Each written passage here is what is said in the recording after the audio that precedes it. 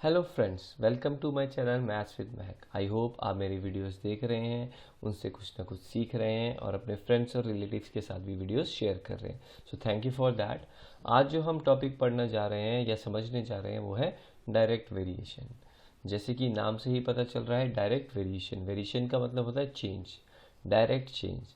अब हम अपने आसपास कई चीज़ें देखते हैं जो एक दूसरे पे डिपेंडेंट होती है। तो अगर एक की वैल्यू में चेंज आता है तो दूसरी वैल्यू में क्या चेंज आएगा, तो ये हम डायरेक्ट वेरिएशन के हिसाब से समझेंगे। तो मैं आपको इसको एक एग्जांपल की हेल्प से समझाता हूँ। जैसे कि आप किसी शॉप पे जाते हैं और वहाँ पे आप पूछते हैं शॉपकीपर को कि 1 kg शुगर का क्या रेट है, तो वो आपको वो कहता है कि 1 kg शुगर है दैट इज़ ₹40। तो 1 kg जो अगर आप शुगर खरीदते हैं तो उसका कॉस्ट ₹40 है।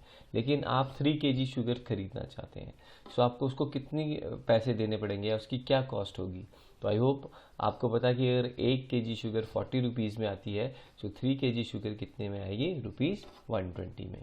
तो यहाँ पे हमारे पास जो दो क्वांटिटी जो एक दूसरे पे डिपेंड कर रही हैं वो है कॉस्ट ऑफ शुगर और क्वांटिटी ऑफ शुगर। 1 kg अगर कॉस्ट आपके पास वेट है तो उसकी कॉस्ट है ₹40, और अगर 3 kg होगा तो 120। तो आप देख रहे हैं कि जो वेट है वो इंक्रीज हो रहा है, तो अकॉर्डिंग टू द वेट जो कॉस्ट है वो भी क्या हो रही है, इंक्रीज। तो इस तरह का जो वेरिएशन होता है वो डायरेक्ट वेरिएशन होता है। या अगर आपके पास बोला गया है कि 3 kg जो आपके पास शुगर है उसका कॉस्ट है ₹120, तो 1 kg शुगर का क्या कॉस्ट होगा। तो आप देख रहे हो कि अगर कॉस्ट जो आपके पास शुगर का वेट है वो डिक्रीज हो रहा है तो उसकी कॉस्ट भी डिक्रीज हो जाएगी, मतलब कम हो जाएगी। तो हमारे पास 1 kg जो शुगर है उसकी कॉस्ट क्या हो जाएगी, ₹40।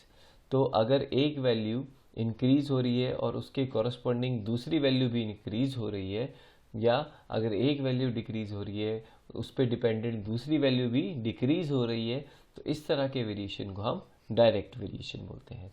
तो इसको हम कैसे डिफाइन करेंगे, if two variable changes in the same sense, that is मतलब if one increases so does the other, और if one decreases so does the other. मतलब अगर एक की वैल्यू बढ़ेगी और दूसरे की वैल्यू भी क्या होगी, बढ़ेगी, और अगर एक की वैल्यू डिक्रीज होगी तो दूसरे की वैल्यू भी डिक्रीज होगी।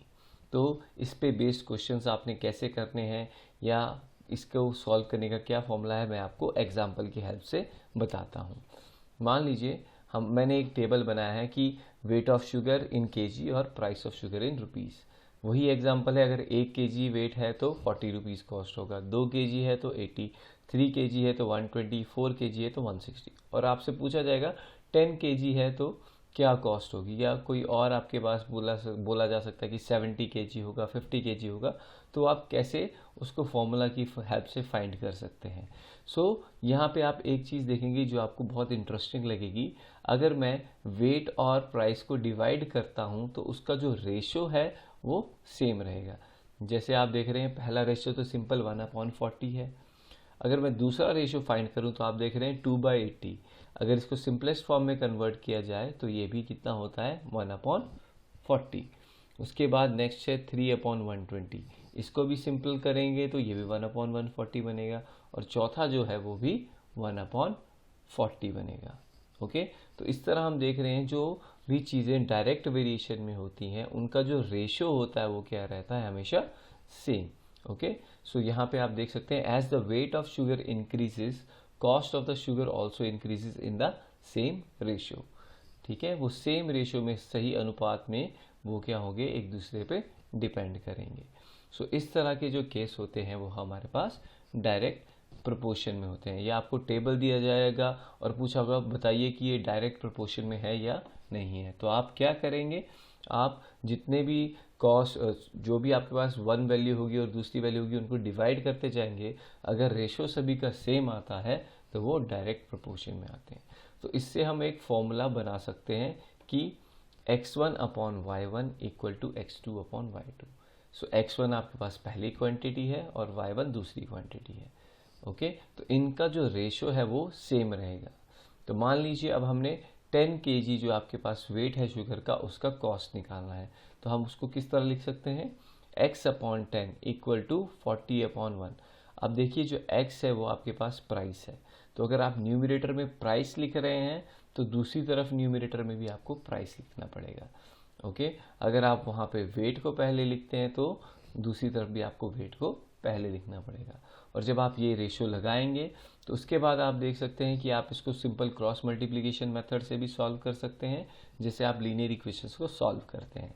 तो हमारे पास x की वैल्यू क्या हो जाएगी, ये 10 है, वो ये दूसरी तरफ जाके क्या कर देगा, 40 को मल्टीप्लाई कर देगा, 1x को मल्टीप्लाई कर देगा। सो x की वैल्यू हमारे पास क्या आ जाएगी, 400। सो जो हमारे पास 10 kg जो शुगर है उसकी वैल्यू हमारे पास कितनी आएगी, 400। आप इसी तरह से 50 kg या 70 kg या 45 kg या 72 kg किसी भी वेट के लिए आप प्राइस कैलकुलेट कर सकते हैं। तो इस तरह से हम डायरेक्ट वेरिएशंस को सॉल्व करते हैं। एक दो एग्जांपल मैं आपको और देना चाहूँगा, जैसे कि a car use 4 litre of petrol to travel a distance of 60 kilometre. आपके पास एक कार है, वो 4 लीटर पेट्रोल में 60 किलोमीटर चलती है, तो 12 लीटर पेट्रोल में वो कितनी दूर जाएगी। सो ये भी अगर आपके पास देखा जाए तो डायरेक्ट वेरिएशन है, क्योंकि इसमें अगर आपके पास पेट्रोल की या आपके पास डिस्टेंस ज़्यादा है तो उसके लिए पेट्रोल भी ज़्यादा लगेगा। सो 12 किलोमीटर जाने के लिए कितना आपको पेट्रोल लगेगा, 12 लीटर्स में आप 180 किलोमीटर्स जा सकते हैं। तो इस आंसर को भी आप x1/x2 इक्वल टू y1/y2 के फॉर्मूले से कैलकुलेट कर सकते हैं। एक और चीज़ है जो आगे जाके बच्चों को थोड़ी सी कंफ्यूज करती है, specially in physics, that force is directly proportional to acceleration. तो बच्चों को फोर्स भी समझ आ जाती है, एक्सेलरेशन भी समझ आती थी, बट वो इस लाइन का मतलब नहीं बता पाते हैं कि force is directly proportional to acceleration. तो इसका मतलब क्या है, जो फोर्स और एक्सेलरेशन है वो फिजिकल क्वांटिटीज़ हैं, एक दूसरे पे डिपेंड है। तो जैसे जैसे आप फोर्स को इंक्रीज करोगे वैसे वैसे उसका एक्सेलरेशन भी इंक्रीज होता जाएगा, या जैसे जैसे फोर्स डिक्रीज होती जाएगी तो एक्सेलरेशन भी डिक्रीज होता जाएगा। तो अगर एक क्वांटिटी इंक्रीज करती है और उस पर डिपेंडेंट दूसरी क्वांटिटी भी इंक्रीज करती है तो वो आपके पास डायरेक्ट वेरिएशन होता है। सिमिलरली अगर वो डिक्रीज करेगी, दूसरी वैल्यू भी डिक्रीज करेगी, तो वो भी डायरेक्ट वेरिएशन होता है।